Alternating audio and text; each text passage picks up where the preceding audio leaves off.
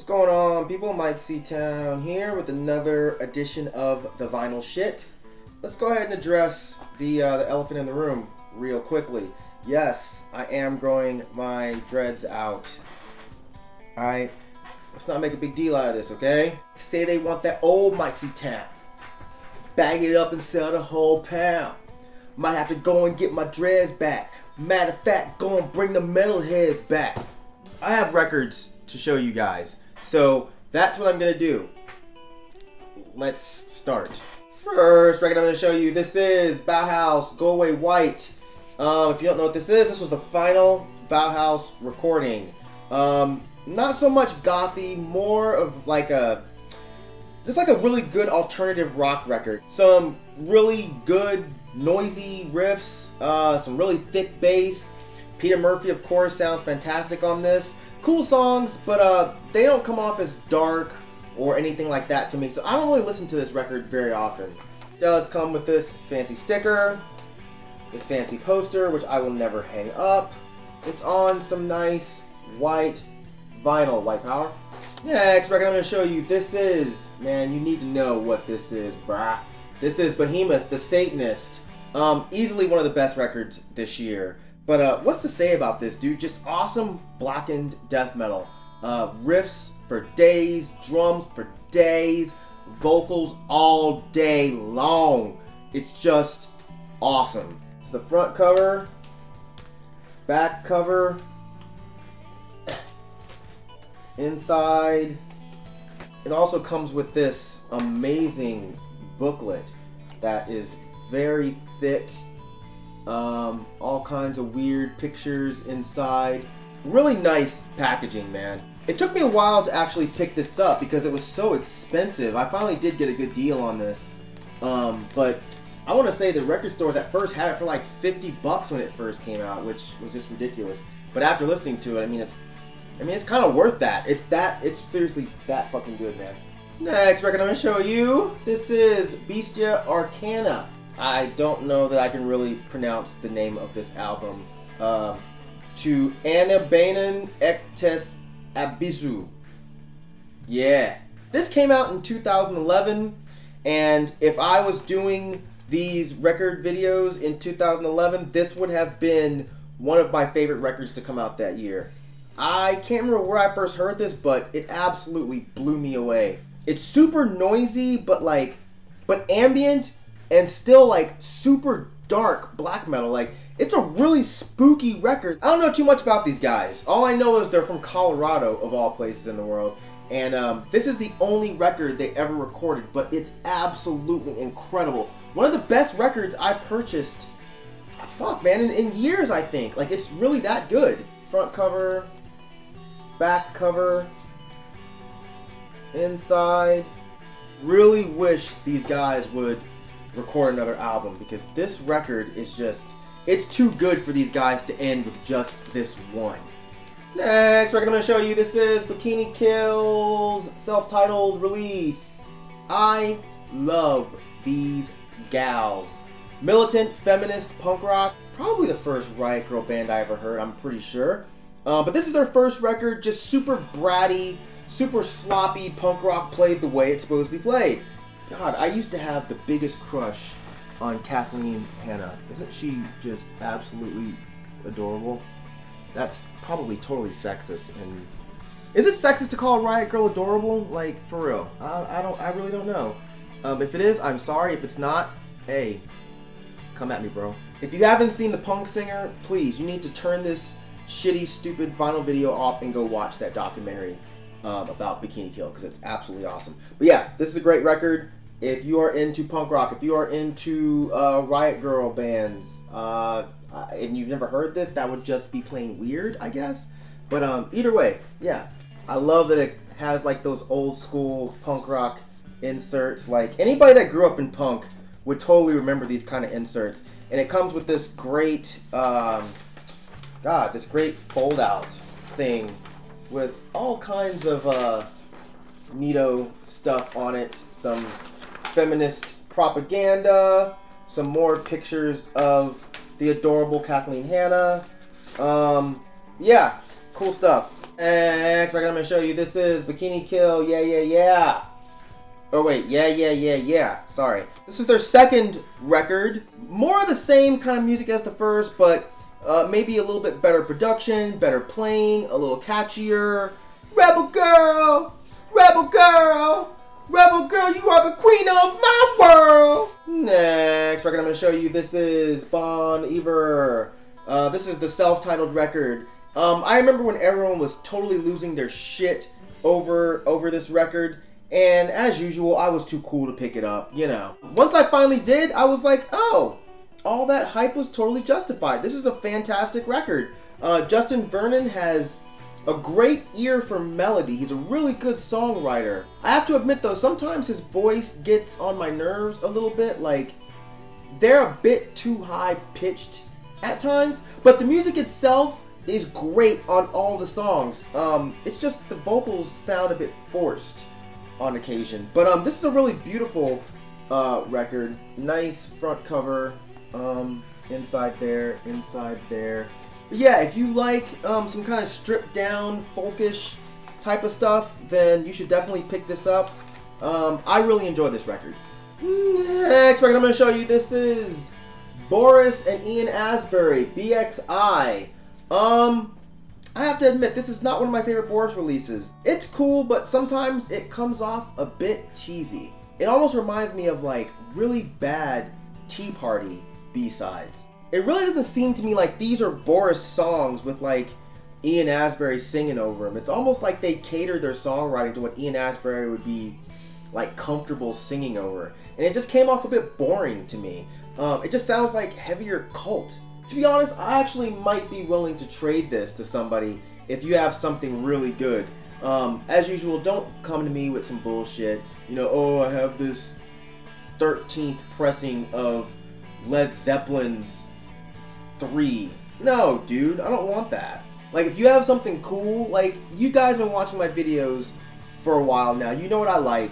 If you have something cool and you want to trade for this Boris record, let me know. It's in perfect condition. It's on this really nice, like, light blue vinyl. Yeah. Cool picture. Let a brother know. Next, I'm going to show you, this is Busdriver, Beaus and Eros. This is one of my favorite projects from Busdriver, mainly because I love the insanity of this record. It's pretty far from standard hip hop, which is fine. It's even pretty far from his own version of hip hop. This is more like a totally whacked out, glitchy, spacey pop record. It's fucking rad.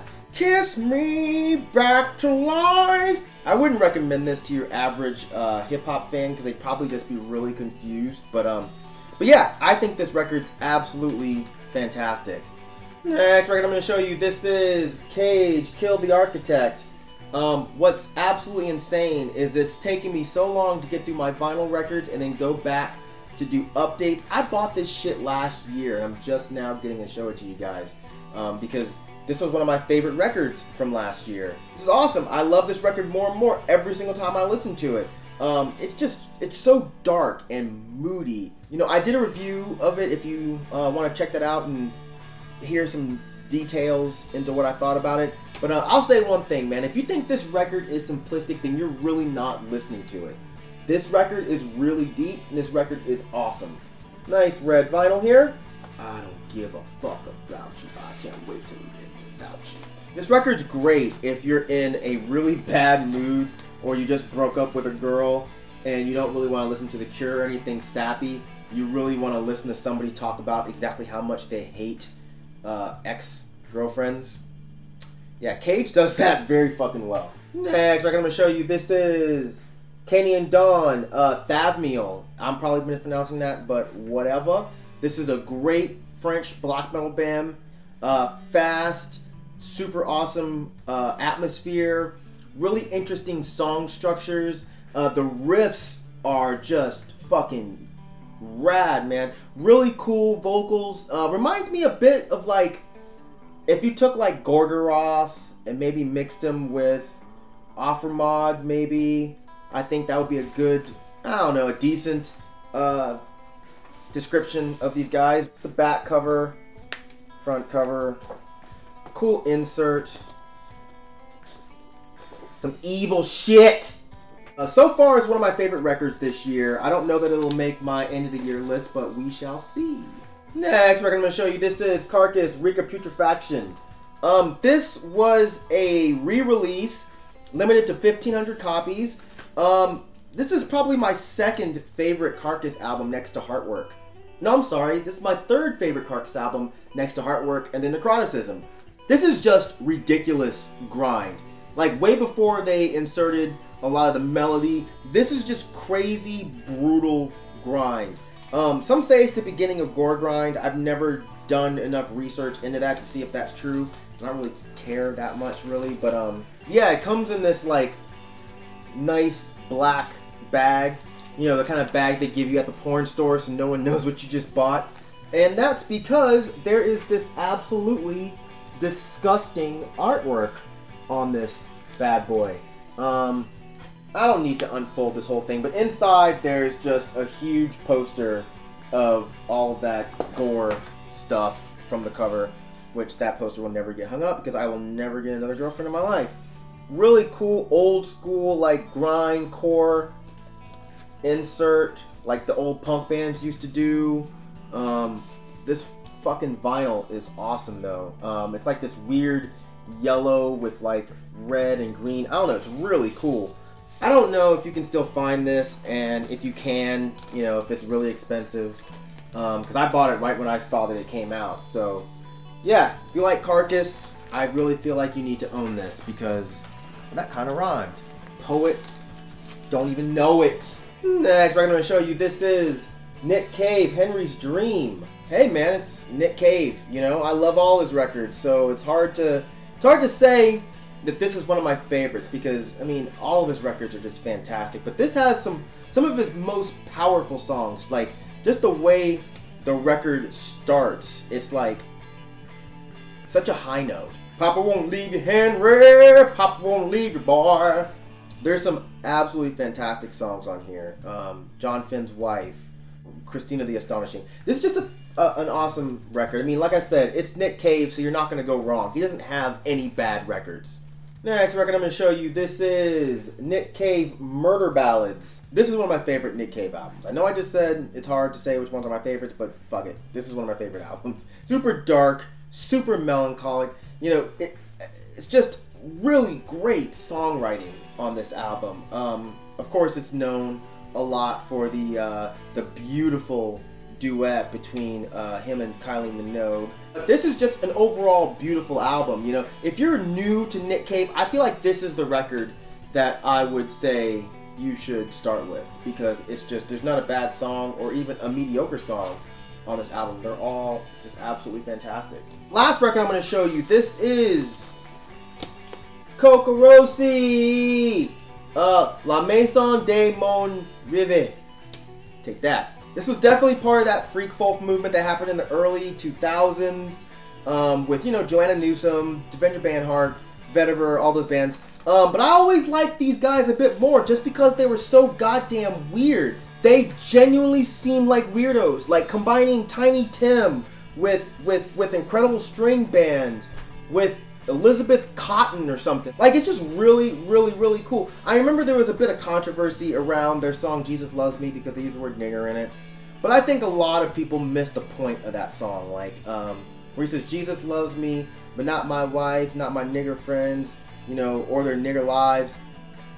I think the song was really about people using the Bible to justify inequality or hate. I don't think it was really like, oh, fuck you niggers. But yeah, that song doesn't bother me. This record, I think it's great. I don't care if I'm a hipster for liking this record. Fuck you. It's a great record. Side note, Ryan Lewis used a sample from By Your Side on some Macklemore song. I don't remember which one it was.